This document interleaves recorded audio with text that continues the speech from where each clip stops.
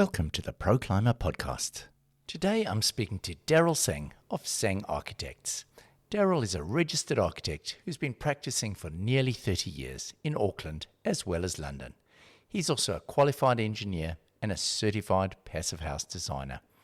We discuss some of his interesting projects like the Piha EnerPHit project and the Legacy House, as well as his insights into the future of energy efficient building in New Zealand.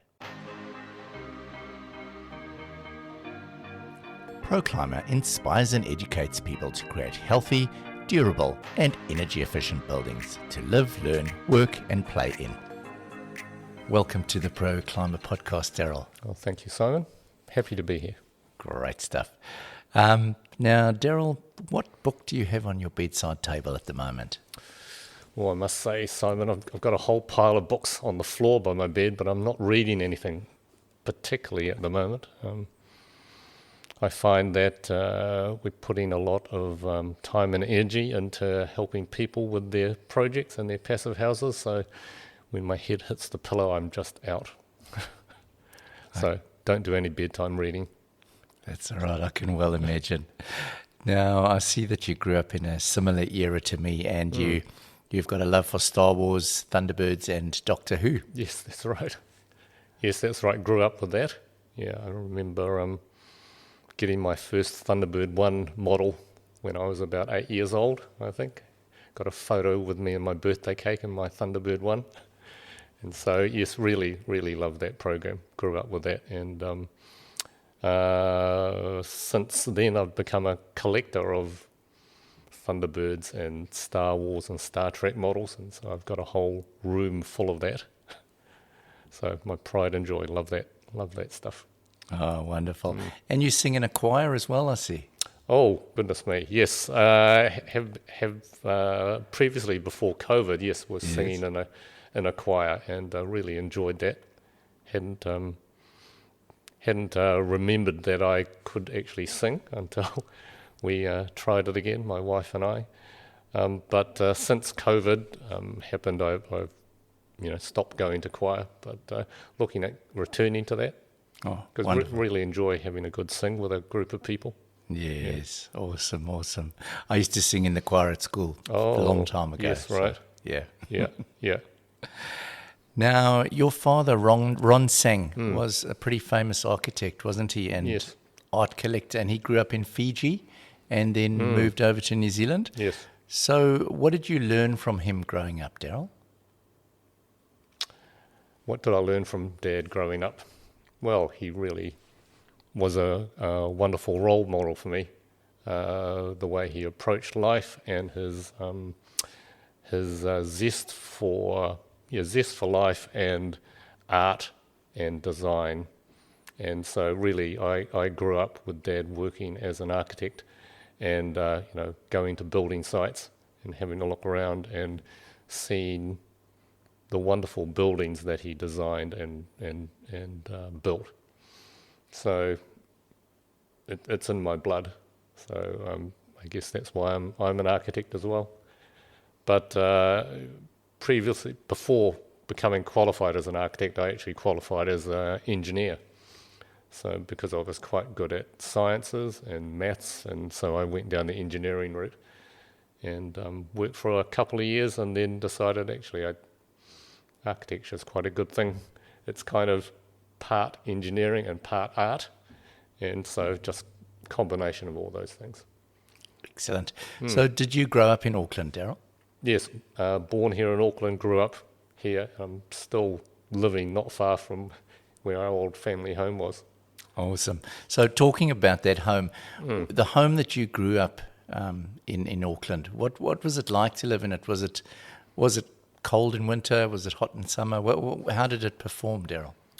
Well, that house was an old bungalow on a kind of steeply sloping site in the middle of just one corner of Remuera and Meadowbank.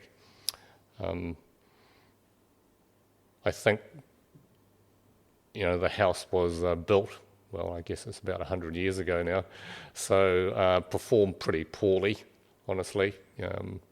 My dad was involved with some alterations on the house, and he did some alterations while we were there, and then for a subsequent owner, and then we did some alterations on that house for another subsequent owner. And we definitely improved its performance, but originally, no, performed pretty poorly. Okay. Yeah.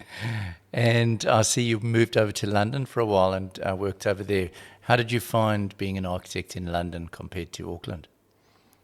Moved to London in the early 90s, and really that was just after I graduated from architecture school, so I hadn't done much architect work here in New Zealand when I went, but went to London and found a job and worked for an architect there, as well as a interior designer. And I think just the different way of dealing with the environment there.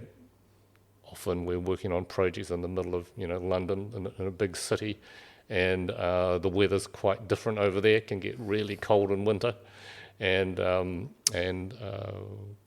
can get really quite grey. So the focus is on making a building, yes, warm and dry and comfortable, but generally by putting a whole lot of energy into it. And the focus is really on indoors and not so much outdoors, whereas compared to New Zealand, the weather's not so, well, at least in Auckland, it's not so, we don't get those big temperature swings, and we more focus on the outdoors. So it leads to quite a different design, where we're a lot more open. So, Darryl, where did you first learn about passive house design? First was introduced to that by actually a German client, a friend of the family, and he's based in Germany some of the time, and he's based here some of the time, and he wanted to build a house here, and he wanted to use all the passive house principles, all the passive house elements to do that, and so he introduced that to me, and after talking to him about that, I thought that was quite a interesting idea. This was like 10 years ago when he first started talking to me about that. And coincidentally, I found out that there was a certified passive house designers course happening. And so I thought, well, let's find out a bit more about it. And so was that with Cara? That was with Cara, yes. So that really started my journey on finding out what passive house was about and how it would elevate the level of performance of a home without too much extra effort, but just putting things together in the right way. And it was a real eye-opener for me. And I also, because of my engineering background, it really appealed to me, the analytical approach, and you could really model your building before, at the design stage, so you knew how it was going to perform. So that really appealed to my technical side, but also it gave me the freedom to add my architectural, creativity into it. So what was the first passive house that you designed, Darryl?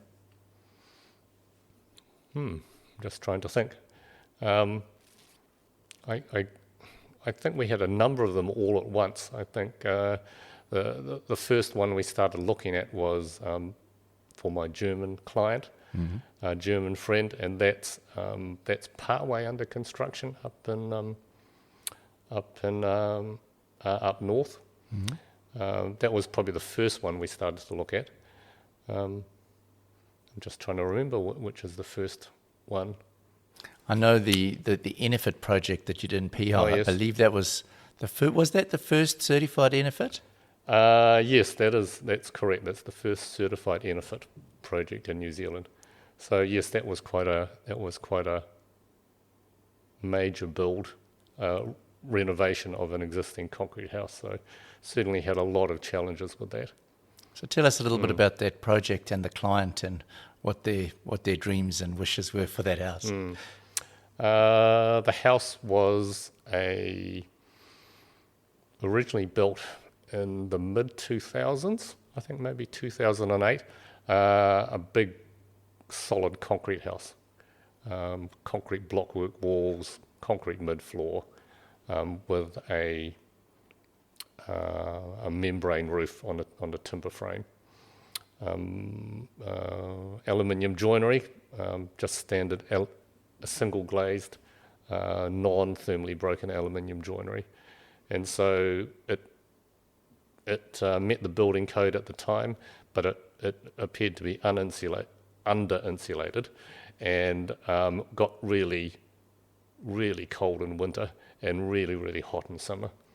And so the client loved the site. The site was really amazing, above Piha Beach looking west, so it had just amazing views. So they fell in love with the site, and they wanted to renovate their house so it would perform much better than it currently did. So initially we were just going to renovate the house, change out the joinery for thermally broken double glazed, add some more insulation and new kitchens and bathrooms, and that was going to be it. But when we started to pull the house apart, we found a lot of issues that were hidden behind the wall linings. There was mould in the ceiling, mould on the surfaces of all the blockwork, right throughout the house. And the client had had some previous health issues related to mould, and so when we saw that, we decided, well, we really don't want to just put back the wall linings and with a bit of insulation. We really want to deal with this whole issue with the mould and eliminate as much of the thermal bridging and condensation that we could. And so that's when our client decided we were going to go the full passive house renovation. So a really big step for him, and but he was willing to invest that time and energy because that was going to be his forever home. So it's certainly started a journey for us, and we learnt such a lot with that project. With the help of sustainable engineering and Jason Quinn, they were just wonderful in helping us deal with all those thermal bridges that we really had to cope with. We couldn't design out. We had to just remedy them as best we could. Because you did external insulation on that build, didn't you? Yes, that's right. Yes, we just, instead of, the original house had internal insulation, polystyrene on the inside of the concrete walls, but as we pulled off the linings, we found that really wasn't working well, and the concrete structure was still really cold, and that's where we got all the mould inside the walls from. So we decided to go external insulation, which solved most of the issues with the walls of the house, but it was really difficult to deal with the external cantilevered concrete terraces, which were really a great big thermal bridge. So we did what we could with that. We did have to do some internal insulation on some of those and limit the amount of thermal bridging, which I think worked pretty well, but it was quite time consuming and needed a lot of work to get it to the standard. But it's turned out to be a fantastic project in the end, isn't Yes. it? And I saw it won some awards as well with the Master Builders, didn't it? Yes, that's right. It won the National Sustainable Build of the Year. And yes, I think it won a local award as well. Just trying to remember what that was. Yes, I think it won a local renovation award. Oh, fantastic. So yes, I think it got well recognised, and the builder, Terry Bryars from Brewery Air Construction, yes, he did so well. It was so important to have someone that knew about passive house and what needed to be achieved, and was up to putting it together with all the care and attention and the detailing that was required. Yes, I know. When I attended the site many times, I was amazed at the intricate work that he'd been doing with the taping to connect the airtightness layer from the roof onto the walls and things like that. He certainly did put everything into that project, didn't he? Yes, yes. And it absolutely needed that, because one of the things about renovation projects, well, any renovation project, is that you have to solve a lot of issues that have already been built in. Yes, it takes a lot of time and attention to get those right. So ideally, if you're starting from new, you just design those things out and you don't build them that way. But with a renovation project, you really have to live with what you've got. Now, obviously, we've got a huge housing stock in New Zealand, don't we, that's currently well uninsulated, unventilated, Yes. unheated. So what are your thoughts about how we can try and incentivize people to improve the performance of the existing builds? Well, I think given that we've got so many houses that need upgrading and retrofitting, then I think getting a standard together that would allow us to do that fairly simply and straightforward, and in quite a straightforward fashion would be the ideal. And I was in a webinar just the other day, I think that was with John Davies, and he was talking about his Parker wrap method, and that I think holds such a lot of promise for enabling us to retrofit those poorly performing existing homes. Awesome. I'm sure we'll get to interview John in one of the future episodes so we can discuss that Parker wrap. Yes. And I understand that he's busy working on his own home as a test site for that project. Yes. So that'll be really exciting to see. So yes, no, great. And if there's a standard system that people can follow to do that, and that would ensure there's a good level of quality in achieving that, then that would just be fantastic for everyone. Yeah, totally. So another project that I've been to visit of yours is the Legacy House project. Yes. Tell us a bit about what the concept was there. The Legacy House project, that was for a family in Half Moon Bay, and they had lived on the site for the last 40 years in a single level brick and tile house, and their kids had grown up in that house, and they'd now grown up, and they had partners, and they were starting to have families, and they all wanted to live together to support each other. So we were asked by them to have a look at their situation and see how we could help. And we came up with a design. It's a multi-generational, multi-unit family home, which allows them to all live together in separate apartments, but all linked together. So we have an apartment for mum and dad, and then for their two grown-up children, the son and his partner and children, they have an apartment, and then the daughter and her partner and their child, they have another apartment. And there's also a smaller apartment which they can rent out, and all those apartments are all linked together. So everyone's got their own separate space, but equally they can also open all the spaces up, and they can all live together and gather together and have family meals, and the grandparents can look after the kids, and they really love that way of living. And it's quite a they are a Chinese family, and so it's quite a traditional way of living, where multi-generations are all living together and supporting each other. And I think it's like that for many other cultures as well. And that's a passive house as well, isn't it? Yes, that we're aiming for a low energy passive house certification on that, and that's still in the pipeline at the moment. Wonderful.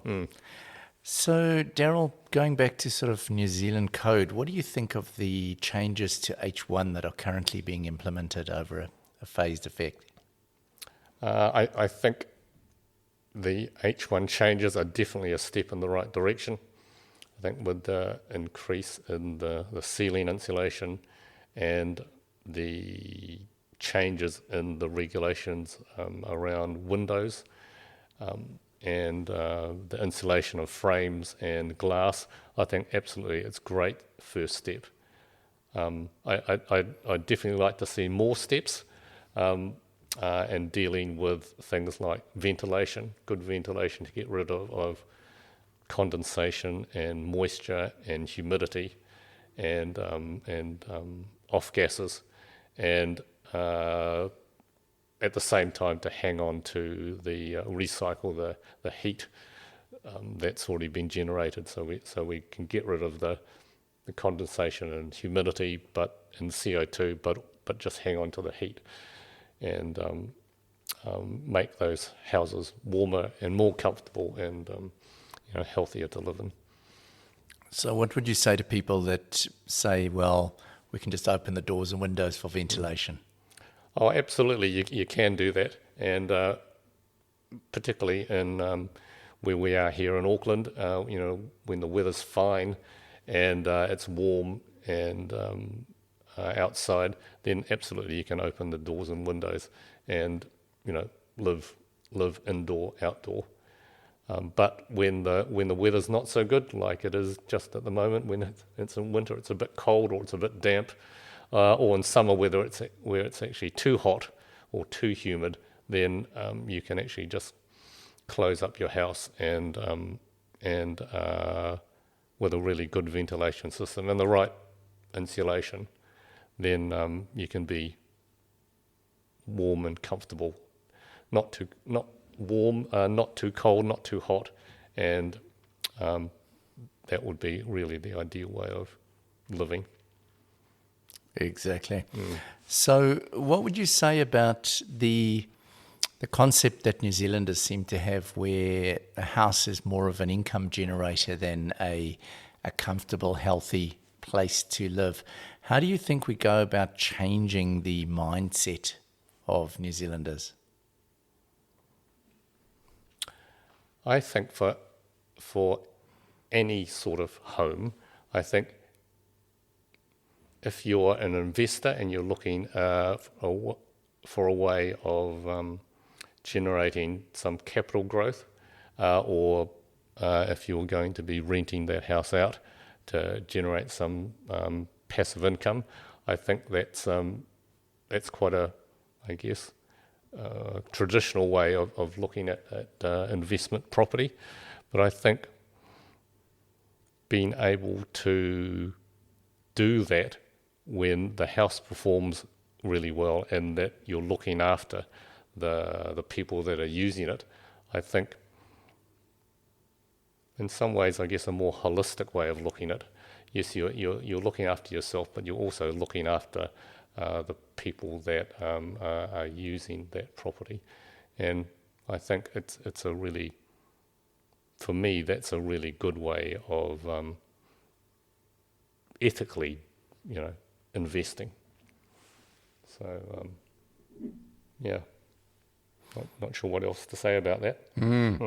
And when it comes to calculating insulation values, obviously we've got the schedule method, calculation method, and what do you think? How do you think we should be calculating the performance of our buildings? Do you think there's going to be at some stage a shift to actually measuring the performance of the house rather than just the A, the R value of the components, and considering things like airtightness and all of these different components to make a healthy and energy efficient build? I think definitely from the point of view, it needs to move to more of a modelling approach. I think that's really the most accurate way of looking at a building. I think just taking the particular R values of different elements can work to a certain extent, but really I think the overall performance really needs to be modelled, because those, just picking certain R values of certain elements, that only goes so far, because I think the building envelope is one thing, but also the actual site and the orientation and things like prevailing winds and shading, I think they have such a big effect on the performance of the house on a particular site that really the whole thing should be modelled. And I think it can be modelled quite simply. I know with Passive House they have their PHPP, their Passive House Planning Package, and I think that's a really accurate way of modelling. But there are slightly simpler ways of doing that, and I think that could give you a really good idea of how a house is going to perform on a particular site. So we're not just putting down a standard design, and we're not really taking into account of all the aspects of the environment that house is going into. Of course. So, Darryl, we're sort of nearing the end of our time now. Is there anything else you'd like to say just about what we should be doing better in New Zealand, just to finish up? I think the building code should continue moving on towards the Passive House standard. I think it's such a good standard, and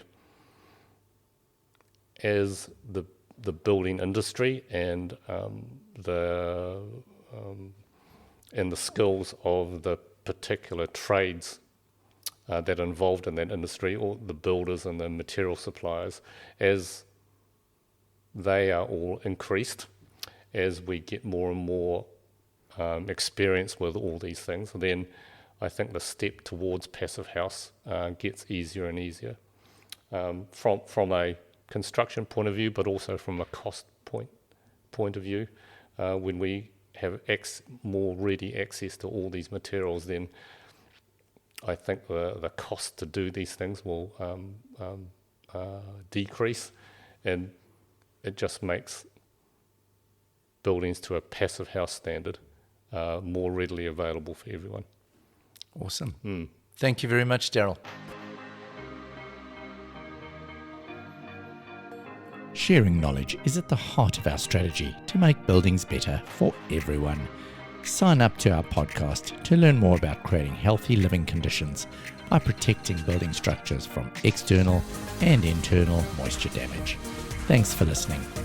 We're looking forward to having you with us the next time.